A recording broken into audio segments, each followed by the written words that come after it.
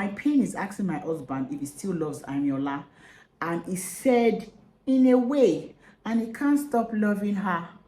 I asked about me, and he said that he loves me too, and he has the capability to love 2 women at a time.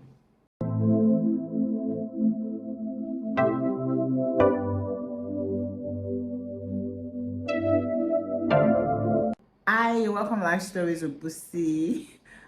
I'm sure you were wondering what happened to me last week. Like, you didn't see a post from Busi and you're like, what happened to Busi? Let me tell you what happened to me last week.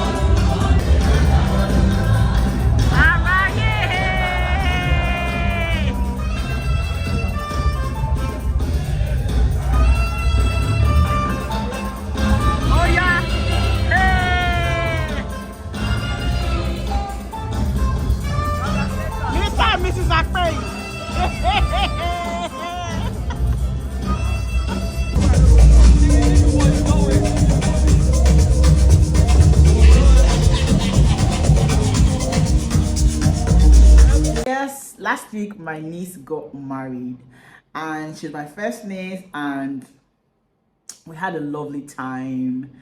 I went on dancing and dancing and dancing. I was just so excited, and in all that excitement, I couldn't just sit down to shoot or record or anything. But I'm back this week.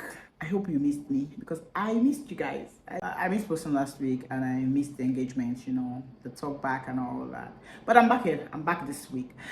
So this week I have a story from a lady called Herientta, and I'll just go straight to the story. My name is Henrietta, and I'm writing because my husband is having a baby with his ex. Incidentally, I'm also pregnant with my first baby. Looks like we're going to be having our baby at the same time. This is heartbreaking for me, and I don't know what to do. I remember my husband to his 4-year-old daughter, Herientta, who was in my class in nursery school. I used to be a teacher, and I was drawn to Herientta because when she came into my class, she was always looking unkempt, her hair untidy, uniform dirty, sometimes washed and not ironed. I was able to extract the information that her mother wasn't in her life at that time. So I started making her hair for her in school, trying to keep her very tidy. She would speak about me at home, and her father showed up one day in school, and I was forced to meet him. He thanked me for looking out for his daughter. I tried to chip in proper grooming for Herientta. The father explained that his mother was taking care of Herientta at that time, had traveled for treatment, and so he couldn't get a nanny. But eventually they got a nanny. Then he approached me to take Herientta extra classes at home. It was extra income for me, and I agreed to do that. That was how I started going to their house. I was a teacher for the next 3 years before I got another job and I left. It was purely a professional relationship at that time. It was hardly at home anyway. Herientta's mother called a couple of times, and Herientta made me speak with her. She requested my number, and I asked Herientta's father if it was okay to give her.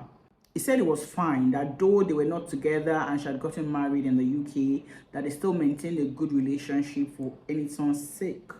So I gave her my number. She called me to check on her daughter's progress twice, and I was always so professional. I introduced a new teacher to them when I was leaving, and sometimes I would check on them to see how they were doing, because Herientta and I had built a strong relationship. When Herientta turned 10, I went for the birthday party that her father had for her.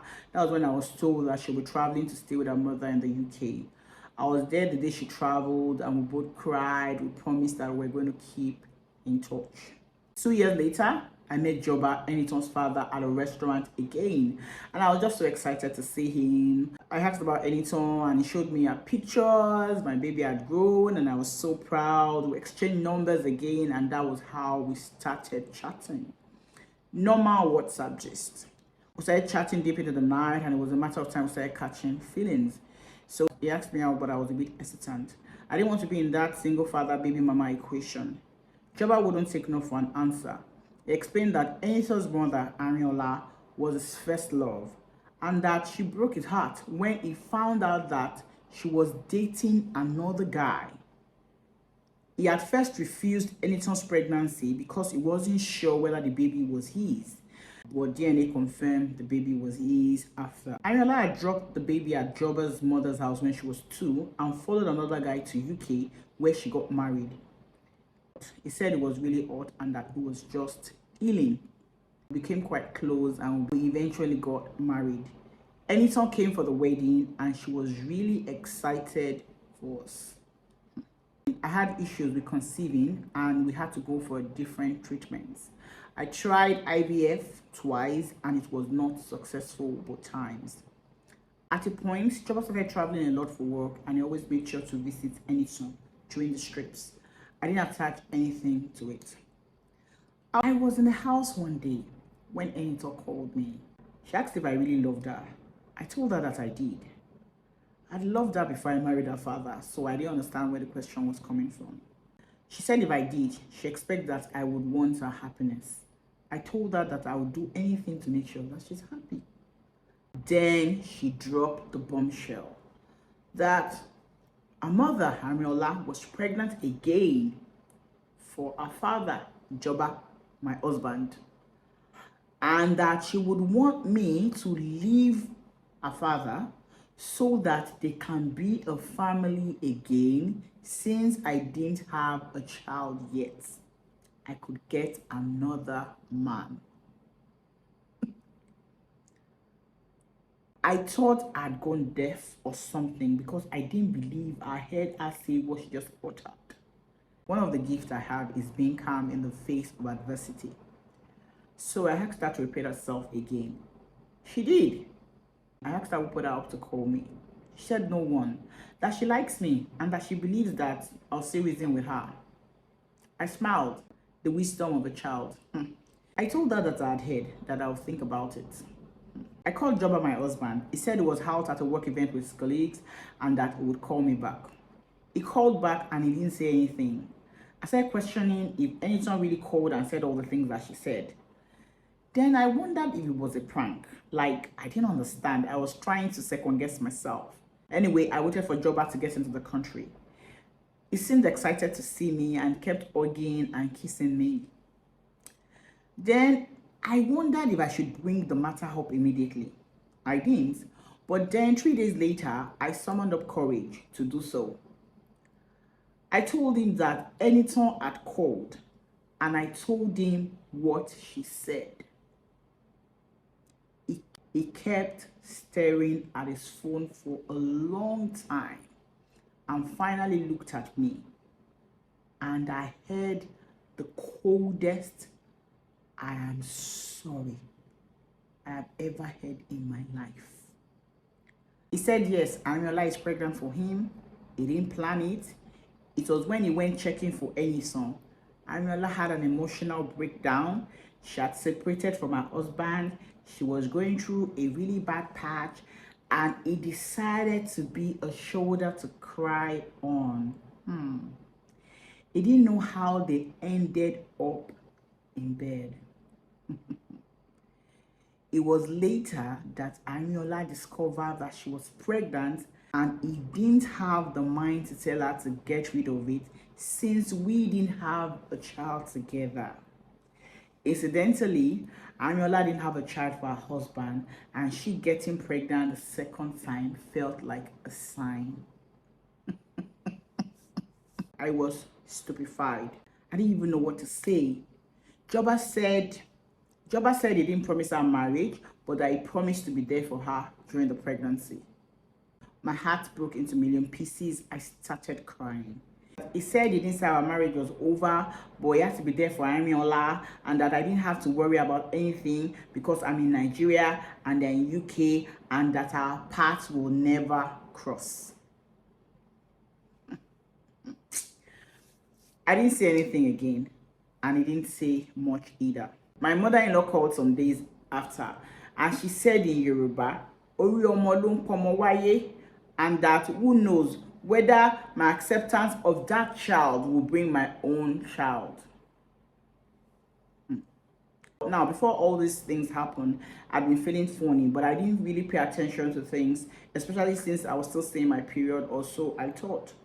One day, out of being broken-hearted, frustration and all, I fainted and ended up in the hospital where the doctor confirmed that I was pregnant. Joba was there and he just seemed confused. What was meant to be a time of joy for both of us turned to confusion. His mother came some days after again and said, God answers in dynamic ways, that I should just let the matter rest and accept this as my cross since I'm his wife. My pain is asking my husband if he still loves Herientta, and he said, in a way, and he can't stop loving her. I asked about me, and he said that he loves me too, and he has the capability to love two women at a time. I told him that wasn't what I signed up for, and I wasn't going to accept that life. My parents and his mother are saying that I'm his lawfully wedded wife, and I will remain so. My mother said that I'll be a coward to leave my home for Herientta. I am pregnant. Herientta is pregnant. Anytime wants me to leave her parents. Joba says he can love two women at a time. Imagine, Nigerian wife and London concubine. I'm thinking maybe I can get rid of this baby so as not to complicate my life. I don't think it should be right to bring a baby into this mess. So I can easily walk away without any attachment if I want to. What do you think I should do? What trips me most about some of these men is the fact that you would leave stability for instability. Like somebody destabilized your life totally, scattered your life, and then you are able to stabilize it. Somebody helped you to stabilize your life, and then you decided that you wanted to go back into your instability. I don't understand. Isn't that madness? Because I don't get it. I don't understand. And you know, it's even the way the man, it's the way the man is talking for me. Stay. I promise to be there for her. I love her. I love both of you together. You can be in Nigeria. They will be in UK. Your paths will not cross. Come on. Come on. I don't know why people just like to look for trouble. Like trouble will sit down and people will go and carry it on top of their head. Somebody already did you dirty. Somebody did you dirty already.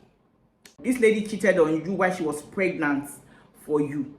She went to marry in the UK, and then you come back to that same woman. You return back to your vomit. Like, who does that? Who does that? Who in their right senses? Who in their right senses does that? I don't get it. Henrietta, I am really sorry that this is happening to you. It's a tough place to be. It is a very tough place to be. I know your parents will be like, stay, it's your home, don't go away, don't be a coward. This is your home. You are the owner of the way. Fight for your marriage and all. But you see, the truth is that you can't be fighting for a marriage when the other person isn't fighting for it. And it's so sad. It's really, really sad, you know, because it looks as if your husband is confused and he doesn't know what to do. But I know the way these things always end. That woman will still do the same thing. How are we even sure that this pregnancy that she's talking about belongs to your husband? Are we sure that this isn't a ploy to tie your husband down because her marriage failed and, you know, she was just looking for a way to just, you know, package herself together again? At the end of the day, you're going to be the one to make the decision yourself. It's not something that anyone can make for you, because people's threshold for nonsense It's different. What some people can take, some people cannot take it. And so you have to be the one to decide whether it's what you want to do. Should you have your baby? Really, I think you should have your baby. I don't want you to regret that action. Your husband has made his own mistakes, and he's done a lot of stuff. Your marriage might not be the same any longer, but in some years to come, I don't want you to regret not having that child. You have looked for this child for a long time, and whether or not your husband has misbehaved should not stop you from bringing that gift to life. You need that gift. And maybe you should just give it some time. I want you to give it some time. I know that it's tough. Your husband might not be there as a support system for you during the pregnancy. He might be junketing around town, going to Herientta and trying to come back, and going to and through and all that. But I need you to think about yourself first. You are the first person you should think about in this situation. Do not make any hasty decision. Take your time. You need to really weigh your options properly and see whether it's something that you want to do. Do you want to raise up this child and be a single parent? Do you still want to stay in this marriage and see what happens at the end of the day? These decisions are yours to make. I don't want you to throw the baby out with the bathwater. No. I need you to sit down. I need you to be calm about it. Don't make any hasty decisions. It is tough. I know it is not something that I've been through, so I might not understand your pain. But at the end of the day, any decision that you make, know that it's something that is going to affect your life in the future. So if you decide that you want to stay and try to see if you can work out this marriage, if you decide that you want to walk away, nobody should stress you. Nobody should beat you for walking away. But I need you to calm down. There's a way that time helps us to find solutions to our problems. So don't make any hasty decision. But I really want you to have your baby. Guys, what do you think that Henrietta should do? Do you think that she should get rid of a baby and walk away? Or do you think that she should work out this marriage? Do you think that this marriage can be worked out? What do you want her to do? Henrietta will be in the comment section. I will be in the comment section reading your comments. Henrietta will be in the comment section too. Till next time, when I come your way again, my name remains Busola Daily David. Bye.